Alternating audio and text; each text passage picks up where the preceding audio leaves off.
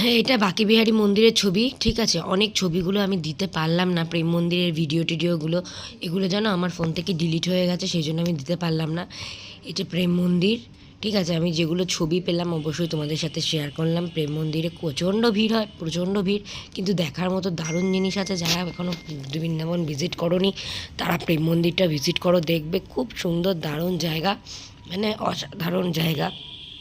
তো দেখো প্রেম মন্দিরের ভেতরটা, এখানে লাইটিং চলে, এখানে শো চলে, লাইট অ্যান্ড সাউন্ড শো।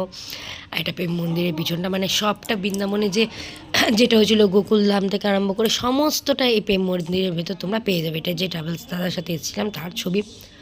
তো দিয়ে যাই হোক, মোরালনেস আমার খুব ভালো লেগেছে। তো আমি সেই ভিডিওটাও করেছিলাম, ছাড়তেও গেছিলাম, কিন্তু আমি পেরে উঠলাম না, ছাড়া হলো না, ঠিক আছে। তো যাই হোক, এটা আমার আমার মাসি, এবার এদিনকে আমরা বেরিয়ে পড়েছি, এদিনকে আমরা যাবো শ্রীকৃষ্ণের জন্মভূমি এগুলো দেখতে। কিন্তু কিন্তু এগুলোর যেটা হয়েছে সেই ভিডিওগুলো কিন্তু পাওয়া যাচ্ছে না, মানে সেইখানে হচ্ছে ফোন অ্যালাউ করে না, বুঝতে পারলে তো। তো সেই জন্য সেই ভিডিওগুলো করতে পারিনি। আমি চেষ্টা করব যে আমি, এই দেখো এটা হচ্ছে শ্রীকৃষ্ণ এখানে বেড়ে উঠেছিল এই গ্রামটায়, হ্যাঁ। তো দিয়ে দেখো আমরা তারপরে খাওয়া দাওয়া করতে বসে গেছি। এটা আমরা আগ্রার দিকে ঢুকছি, ঠিক আছে। আমরা এখানে খাওয়া দাওয়া করতে বসে গেছি হোটেলে। এবার খাওয়া দাওয়া করে আবার উঠে যাব। সত্যি কথা বলতে আমরা ট্রাভেলসের সাথে এসেছি, খুব মজা করেছি, খুব আনন্দ করেছি। তো দিয়ে যাই হোক, এই দেখো এটা আমরা চলে এসেছি হচ্ছে ফতেপুর সিকরি, যেটা আমরা পড়েছি। ফতেপুর সিকরি মানে রাজাদের আমলের তৈরি ফতেপুর সিকরি। এখনও সেখানে অনেক কিছু হয়, এখনও সেখানে মানে তোমরা কোনো মানসিক যদি মনে করো যে তোমাদের কোনো কিছু খারাপ হচ্ছে, তোমরা মানসিক করতে পারো, সেই মানসিক মূল্য হলে এসে পুজো দিয়ে যেতে হবে। খুব ভালো, খুব ভালো, দেখার মতো ফতেপুর সিকরি। কিন্তু এটা প্রথমেই অনেকটা রাস্তা, তো হেঁটে হেঁটে যাওয়া যায় না, তো গাড়ি করতে হয়। এই গাড়ি করে আমরা গেলাম। এবার এই গাড়ি করেই আবার আমরা ওই ফতেপুর সিকরি পর্যন্ত পৌঁছে দেবে, আবার ওখান থেকে আমরা আবার গাড়ি করে আবার চলে আসবো। তো আমরা মোরাললেস খুব মজা করেছি, খুব আনন্দ করেছি। এটা দেখতে পাচ্ছি, এটা আমার মাসিরা, ঠিক আছে। দুটোই আমার মাসি হয়, ঠিক আছে। এইবারে দেখো এই যে চলে এসেছি। এবারে এই যে ইনি সামনে আছেন, তিনি আমাদের গাইড, ঠিক আছে। গাইড উনি নিয়ে যাচ্ছেন, কারণ এখানে ফতেপুর সিকরিতে যদি গাইড না নেওয়া হতো, এগুলো আমরা সত্যি কথা বলতে ইতিহাসের পাতায় পড়লেও গাইড ছাড়া এখানে কিন্তু যাওয়া সম্ভব নয়, ঠিক আছে। তো আমরা ওই জন্য ফতেপুর সিকরির ইতিহাসটা এনার থেকে জেনেছি। ইনি প্রচণ্ড শিক্ষিত, প্রচণ্ড এডুকেটেড, মানে সত্যি কথা বলতে ইনি ফ্রান্সের ভাষা জানেন, ইংলিশ তো জানেনই, আবার হিন্দি, ঠিক আছে। আমাদের হিন্দিতে বুঝিয়েছে, যেহেতু আমরা হিন্দি ভাষাভাষী মানুষ, মানে বেঙ্গলি ভাষাভাষী মানুষ, আমাদের পক্ষে হিন্দিটাই বুঝতে সুবিধা হয়। তো দিয়ে সেই জন্য আমাদের হিন্দিতে বুঝিয়ে দিয়েছে। তো সত্যি কথা বলতে খুব ভালো লেগেছে। আর আমার মেয়ের সেকেন্ড ল্যাঙ্গুয়েজ হিন্দি ছিল, তো দিয়ে যাই হোক সেই জন্য আমি একটু হিন্দিটা ভালো মোটামুটি বুঝতে পারি। তো দিয়ে শুনতে থাকো। ताजमहल ही नहीं बनता, पर क्यों? क्योंकि सम्राट अकबर का 3 बहू था, तीनों ही अलग अलग धर्म से, अलग अलग कंट्री से, हिंदू, मुस्लिम, क्रिश्चियन। हिंदू बहू, उनका नाम महारानी जोधाबाई, और जयपुर राजस्थान का रहने वाला, एक राजपूत। मुस्लिम बहू, उसका नाम टर्की सुल्तान है, वो टर्की का रहने वाला, पर टर्की सुल्तान एक टाइटल है, उसका सही नाम नहीं है। उनका रियल नाम रुकैया बेगम, प्यार से उसको रुकैया बोलता था, ठीक है। तीसरा बहू क्रिश्चियन, उसका नाम मारिया था, मारिया से मरियम बना, जो गोवा साउथ ऑफ इंडिया से। और हकीकत में शी एस ए प्रिंसेस, वो एक रानी है, वास्को डी गामा की परिवार से बिलोंग करता था, यानी कि पुर्तगाल। और तीनों बहू से सम्राट अकबर को कोई संतान नहीं था।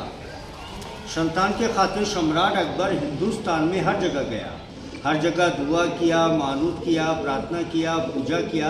इवन फिर से ज्वाला देवी के मंदिर भी गया, जहाँ सोने का छत्र चढ़वाया, जो अचानक जल गया था, काला पड़ गया था, वहाँ भी उसको मना हो गया। तभी बीरबल, ठीक है ना, अकबर बीरबल, बीरबल का सही नाम, उसका रियल नाम महेश दास, वो भी बंगाली था, कोलकाता से। बीरबल उसका प्यार का नाम। तभी बीरबल ने তো এখানে কপিরাইট হয়ে যাবে সেই ভয়ে সেহেতু সবটা দিতে পারলাম না, সেই জন্য তো দিয়ে যাই হোক। এবারে এখানে এগুলো সব মহল, রানীদের মহল ছিল, সেই রানীদের মহলগুলো সব দেখাচ্ছে। এগুলোতে প্রত্যেকটাতে সোনা আর হীরের কাজ করা ছিল, কিন্তু যখন ব্রিটিশরা আমাদের দেশে রাজত্ব করেছিল তখন অনেক কিছু তারা চুরি করে, মানে এগুলো সমস্ত সোনা হীরের কাজগুলো চুরি করে নিয়ে গেছে। কিন্তু প্রচুর ব্রিটিশ, এখনও পর্যন্ত ব্রিটিশ পর্যটক এখানে দেখতে আসে এই জায়গাগুলো, ঠিক আছে। আর এইখানে হচ্ছে দেখো কি সুন্দর, এখানে ওদের মহল ছিল, পুরো ওয়াইনের গ্লাসের মতো দেখতে, তাই না, দেখার মতো। সত্যি একটু দেখে নিলাম, আমার সত্যি খুব ভালো লাগলো, আমি এগুলো তো দেখিনি, তো দিয়ে খুব ভালো লাগলো। আর তোমাদেরকেও দেখাতে পেরে আমি খুব খুশি হলাম, আর এই দেখো তানসেন এখানে গান গাইতো, এখানে মানে প্রোগ্রাম হতো, এখানে কম্পিটিশান হতো, সমস্ত কিছু এখানে হতো, ঠিক আছে। তানসেন যখন গান গাইতো তখন নাকি বৃষ্টি হতো, এই রকম এত সুন্দর তানসেন গান গাইতো। তানসেন তো আমরা সবাই পড়েছি। যাই হোক, তারপরে দেখো তানসেনের গান গাওয়ার জায়গাটা তোমাদেরকে দেখালাম, যতটা পারলাম ততটা ইতিহাস তোমাদের সাথে। আরে দেখো, এগুলো হচ্ছে রানীদের ডিজাইন দিয়ে রানীরা এখান থেকে কানের তৈরি করতো, ঠিক আছে, রাজাকে বলে কানের তৈরি করতো। তো কী সুন্দর ডিজাইন, ঠিক আছে। সেই ডিজাইনগুলো কিন্তু আজও খোদিত আছে। তোমরা চাইলে, আমি তোমাদের ডিজাইনগুলো তুলে ধরলাম, তোমরা চাইলে তোমাদের বরকে বলতে পারো, বর বা বাবা মা যাই আছে না কেন, তাদেরকে বলতে পারো যে এই ডিজাইনের কানের বানিয়ে দেওয়ার জন্য। আমার তো খুব ইচ্ছে এই ডিজাইনের একটা ছোট কানের হলেও বানানোর, কারণ এই ডিজাইনের বড় কানের বানাতে পারবো না, একটা ছোট্ট হলেও বানাবো।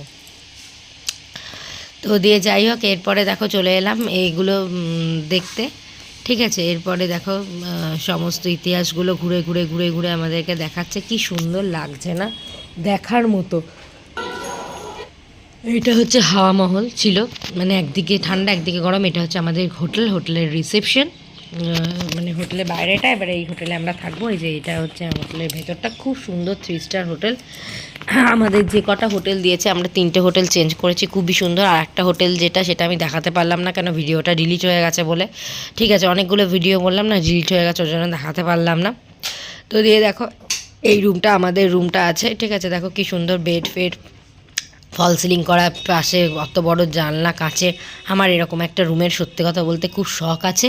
তো দেখি আমার এই ফ্ল্যাট তো হয়ে গেছে, যেমন হোক আমার বাবার বাড়িটা তো ফ্ল্যাট হবে, তখন আমার ইচ্ছা আছে একটা রুম এরকম করে করা, তো সুন্দর করে একদম পুরো জানলা থাকবে এরকম করে, মানে ইন্টেরিয়র করে করার আমার সত্যি কথা বলতে খুব ইচ্ছা আছে, এখনও পর্যন্ত দেখা যাক কী হয়। আর এটা হচ্ছে আমার বাবা মায়ের এক রুম, ঠিক আছে, এটা বাবা মায়ের এই রুমটা দিয়েছে।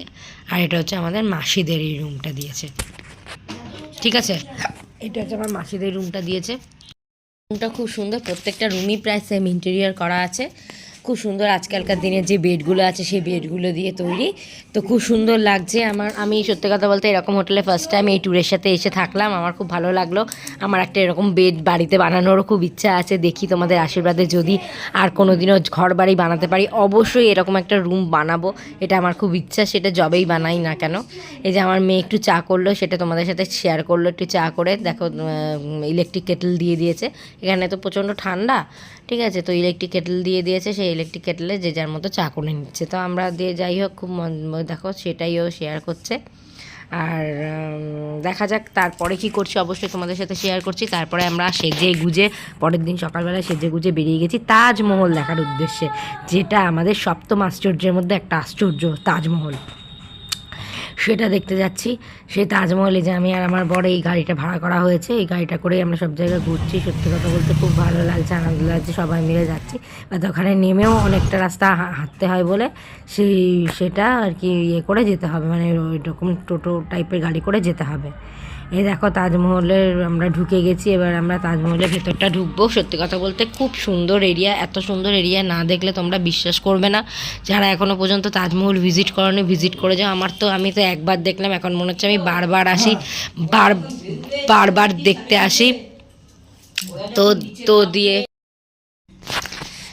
এবারে তাজমহলের ভেতরটা যতটা পারলাম তোমাদের সাথে ভিডিও করলাম। এটা হচ্ছে শাহি দরওয়াজা, ঠিক আছে। এবার ওই দেখো তাজমহলটা, কিন্তু ব্যাপারটা হচ্ছে তাজমহলের ভেতরে ঢুকে আমি কিন্তু ভিডিও করতে পারিনি, কারণ তাজমহলের ভেতরে ভেতরটা তাজমহলের ভেতরটা শ্যুট করতে পারিনি, কারণ সেখানে ক্যামেরা অ্যালাউ নেই। যতটা বাইরে থেকে তোমরা ক্যামেরা অ্যালাউ পাবে, কিন্তু ভেতরে ক্যামেরা অ্যালাউ নেই। ভেতরে তাজমহলের টিকিট হচ্ছে 50 টাকা করে, বাইরেটা সমস্ত ঘুরতে পারবে। আর ভেতরের জন্য নেয় 250 টাকা। সেখানে হচ্ছে মমতাজ শাহজাহানের যে স্মৃতিসৌধটা ছিল, মানে ওদের যে স্মৃতিটা আছে, মানে ওদের যে সমাধিটা আছে, সেই সমাধিটাই তাজমহলের ভেতরে রাখা আছে, সেটাই দেখানো হয়। তো সেটা পাবে। আবার তাজমহল থেকে আবার কি সুন্দর, হ্যাঁ তাজমহল থেকে আবার কি সুন্দর ইয়ে দেখা যায়, ওই যমুনা নদীটা দেখা যায়। এই যমুনা নদীটা দিয়ে, সেই যমুনা নদীটা দেখা যায়, যমুনা নদী, ঠিক আছে। খুব সুন্দর তাজমহল, সত্যি সপ্তম আশ্চর্যের মধ্যে একটা আশ্চর্য তাজমহল। তোমরা এখনো পর্যন্ত যারা তাজমহল ভিজিট করনি তারা তাজমহল দেখে নিও।